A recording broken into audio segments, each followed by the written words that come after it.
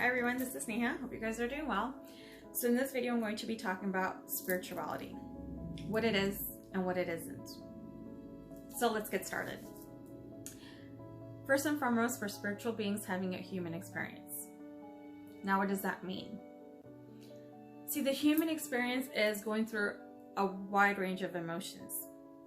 The positive emotions, the negative emotions, the good, the bad.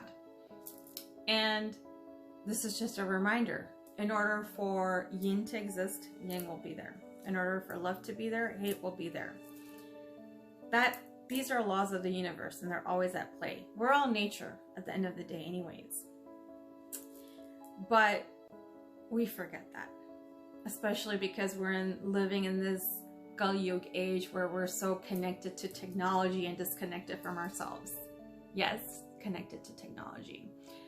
See, as somebody who has her master's in IT and who's, been in the IT industry for years, I can definitely tell you that there's pros and cons to having technology in our life. What I've seen is it has definitely played a role in advancing humanity in terms of progress, but also at the same time, we forget that we're spiritual beings having a human experience. Now, I'm not talking about the religious explanation of it. I've mentioned this before, religion is man-made, and you can figure that out when you go through various ancient scriptures, and you know that our ancient civilizations had it figured out. And they're all connected. The Mayans, the Egyptians, the Sumerians, the Greeks, the Sanatan Dharma people. And I say Sanatan Dharma, not Hinduism, because Hinduism is man-made. We were basically Sanatan Dharma. We lived in our Dharma, okay? And Dharma is purpose and passion. It's all connected. And the way the society has been running is to keep us disconnected, unaware of various truths of humanity, and it's been happening for centuries. It's not new. But, more and more people are becoming aware and awakening to things that they've experienced probably in their past lifetimes or even their current lifetime from what they've been exposed to.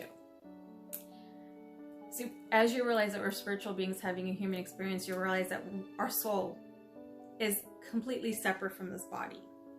And you see people talk about having paranormal experiences because they've basically done this quantum jump in their life. Now, that's a little bit deep in this conversation, but spiritual people, when they get more advanced, they can get to that part because they're realizing that quantum physics is spirituality. And that's where science meets spirituality. But, of course, you're not going to be taught that. And we had famous scientists talk about this, and my favorite, Nikola Tesla.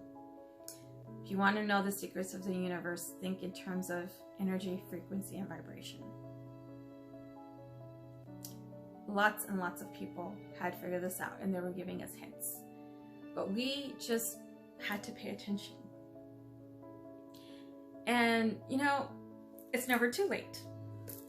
But going back to the whole spirituality, one can become more spiritual when they go through these emotions. It's not always about love and light. Because that's going to be a misconception. You're avoiding these negative emotions. And when you think in terms of energy, frequency, and vibration, if you don't process those emotions, the negative ones, guess what? You're at that vibration, thus attracting more and more of those. And when you become aware that you were going through those emotions, becoming conscious and taking steps differently the next time those situations arise, you basically, in essence, are doing a quantum shift, basically changing your reality and changing the way your life works. We're all doing this every day by the decisions we make. And if you made a decision yesterday to take this, if you come today, you decide not to take it, you're basically doing a quantum shift in your reality. And you're trusting that the universe has your back. See, most spiritual people, I realize, they know that no matter what, if they're doing the right thing, that the universe will have their back. I can guarantee you, and when I started speaking up online, the amount of feedback I had received, and some were like, aren't you going to be afraid of somebody or something? And I'm like, I am so aligned with myself. I just know at some point in time, whatever I'm doing is going to work out. And I've always been of this mindset. Everything happens for a reason. And mistakes are only lessons learned.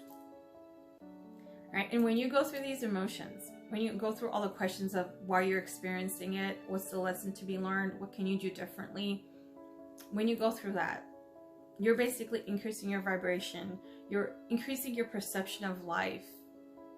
And understanding that everybody else is also doing the same thing.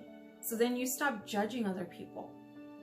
And you don't pay attention to what others are doing. Because honestly, most people don't even care.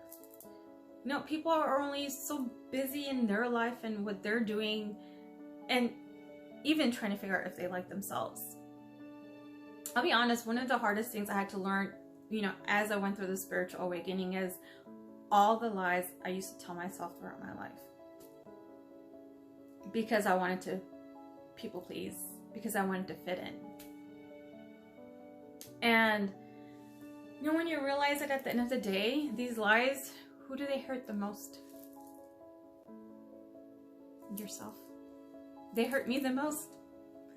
Because there were situations in my life where I didn't process those emotions. I ended up many times being in the hospital. And I think I've mentioned this before. When I was young, I was always in the hospital. Because I wasn't going through emotions. Or that was my journey that I had to go through.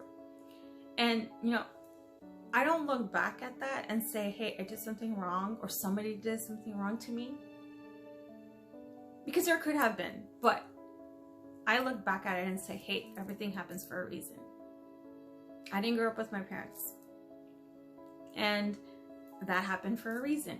Because that made me strong enough to deal with certain situations in the corporate world that I dealt with after I graduated college. Had I grown up with my parents, I wouldn't have had the strength to go through that alone. And see, when you look at that and change that perspective and not be in victim mode, you realize that everything happens in divine timing. Everything happens in divine timing. And your mind, body, and soul are aligned. Recognizing that we're spiritual beings. Everybody has to go through this journey. And some are older souls, some are younger souls, and that's fine. You can't judge anybody. And we just do our part, live in our dharma, because we signed up for this. And while it may be uncomfortable to go through emotions, I'm not gonna lie, some of the emotions that I've gone through, you know, various times in my life, whether it was because some coworker says something to me, or like some friend didn't support me, or whatever, it doesn't matter.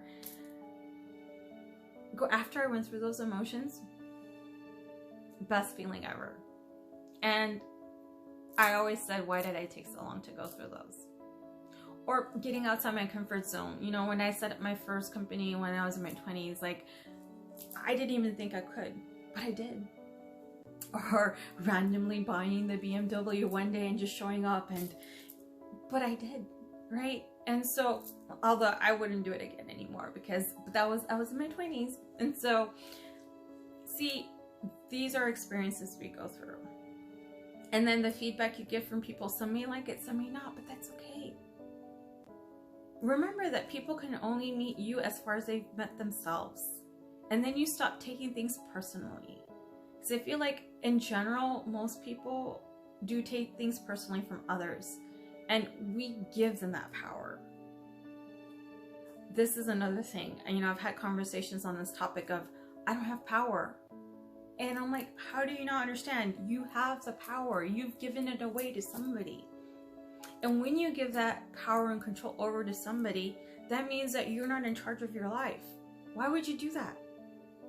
You have, every day you wake up, you have the ability to change your life in the way you want it to.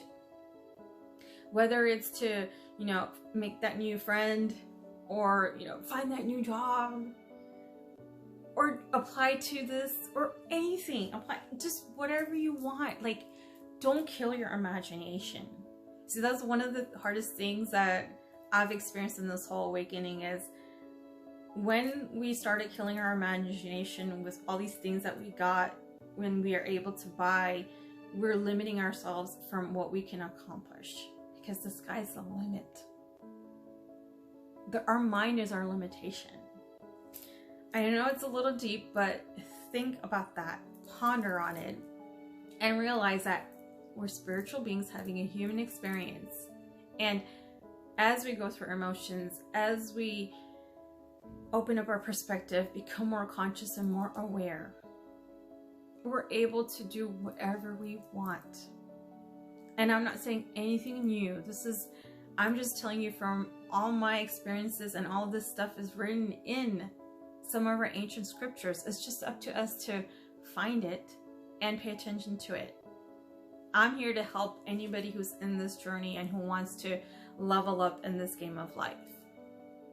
Message me if you're interested, and if you like this video, please like it. If you have any comments, I'd appreciate it, and subscribe to my channel if you haven't already.